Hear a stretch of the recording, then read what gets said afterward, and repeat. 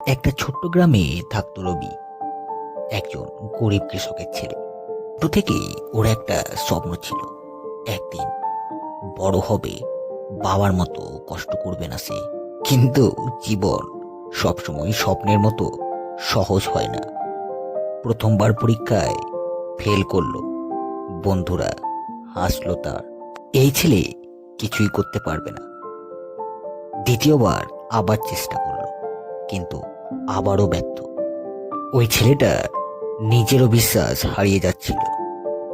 একদিন বাবা মাঠে কাজ করতে করতে বললেন, রবি, যখন আমি এই জমিতে বীজ ফেলি, প্রথমে কিছুই জন্মায় না, কিন্তু আমি জানি মাটির নিচে কিছু একটা ঘটছে।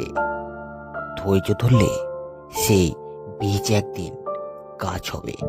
সেই কথাটা যেন রবির হৃদয়ে আগুন জ্বালিয়ে দিল। সে আবার উঠল, আবার চেষ্টা করলো, প্রতিদিন একটু একটু করে উন্নতি করলো।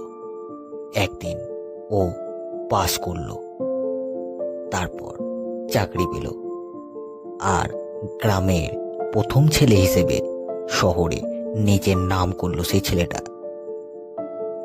বছর কয়েক পর গ্রামে ফিরে এসে পুরনো স্কুলে দাঁড়িয়ে রবি বলল, আমি সফল হয়েছি কারণ আমি চেষ্টা থামাইনি। যতবার পড়েছি ততবার উঠেছি, কারণ সফলতা কখনো একেবারে আসে না, আসে শেষ চেষ্টার পর।